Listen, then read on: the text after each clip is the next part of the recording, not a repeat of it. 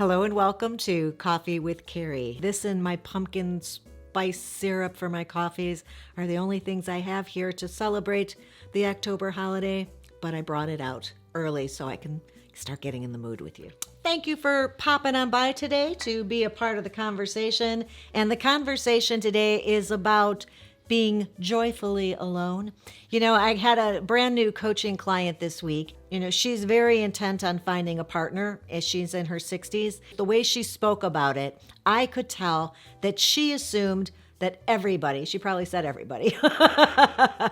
Around here, I try to keep myself and in the comment section people from making sweeping generalizations and talking as if they're speaking for everyone in their gender or in their age group. And so I listened and I didn't correct her or anything, but I wanted to share with you that she thinks that everybody is looking for what she's looking for, which is a partner to share in the journey the rest of her life. And I think that's fabulous. It's my job to help people find that person, and I support that for anybody who wants it. But not everybody does. And I thought we should talk about that and give a little validity and credibility to that choice as well. I know some of you in the comments section share that that's what you're looking for and how you envision the rest of this journey. And I think it's funny that you're watching a dating and relationship channel, despite that being your long-term goal, but not really, because we have relationships with all different people in our lives. And a lot of these things are applicable with other relationships besides romantic ones. But let's talk about being alone, and not just alone, but happily and joyfully alone. That's what's on the agenda. Lots of people who are alone are very, very happy about that and are not trying to change that or viewing that as a predicament. In fact, studies show that people who don't have a romantic partner and choose to live alone have exceptionally close relationships with the other people in their life. But one of the things people really enjoy about being alone is the freedom that allows them and the ability to prioritize without having to take somebody else into account. Something as silly as having control over the remote control or when to have the TV on, when to go to bed, when to wake up, when to eat dinner, when to have a reading night and have just peaceful music and not somebody sitting there watching their favorite show while you're trying to do that. It gives you lots of options to enjoy what's important to you and do them at your own pace, in your own time frame, and basically just be very, very selfish with your time to be able to do exactly what you want to be doing at any given point of the day. I think it's kind of funny because it's silly again, maybe, but I think that one of the things I enjoy about being alone is that nobody's monitoring me, right? Do you ever feel like, oh, I should be doing something because somebody is here and maybe they're accounting for my time of being productive or non-productive? As a person who lives alone and gets to choose exactly what they're doing at any given point, like some of those other examples, I don't have to feel lazy on a Sunday if I spend 80% of my time lying on the sofa under a blanket in November and watching 5 movies in a row. That's my prerogative, and nobody's judging me for it.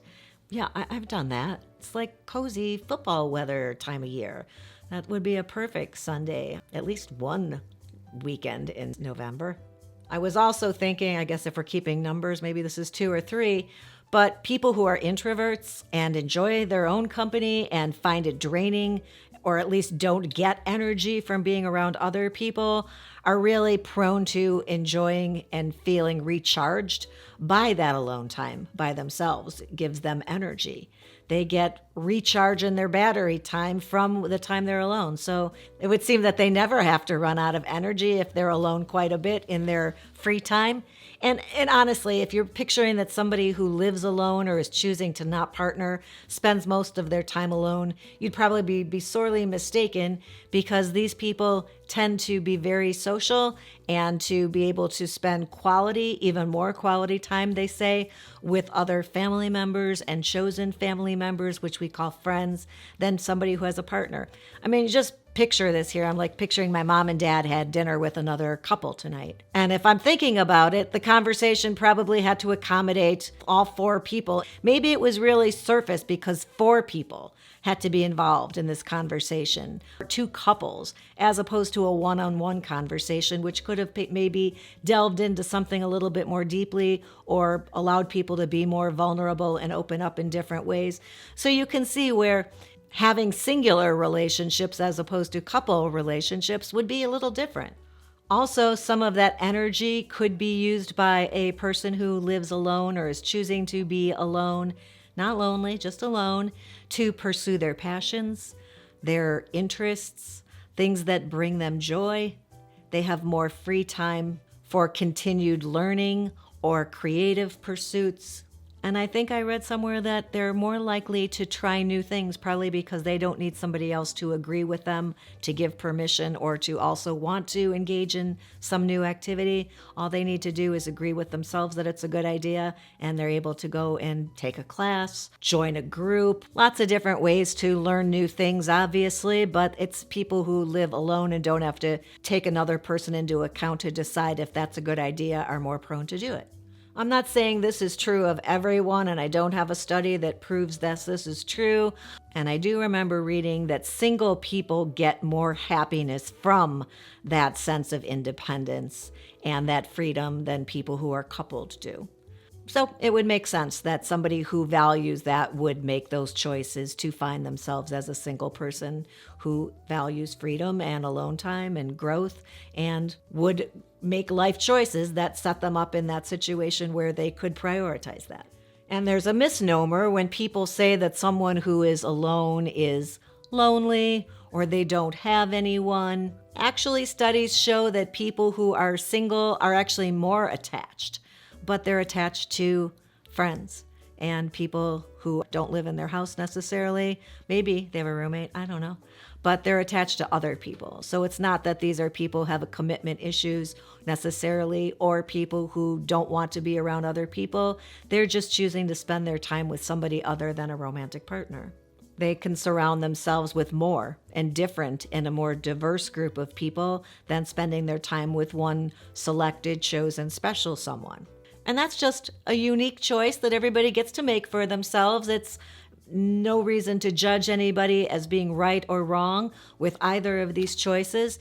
We are all unique individuals who get to choose how we spend our lives. We get one that we're certain of. So it's nice to be able to make choices that make you happy and not have to follow societal rules or other people telling you that you need to be this, that, or the other. And I think if we're talking about people in their 50s, maybe who are single again, to not be pressured by people telling you, you need to get out there and start dating. You need to meet somebody. Find your next husband or wife. I think that it's sort of freeing to know that you have choices, which is why I wanted to talk a little bit about this today.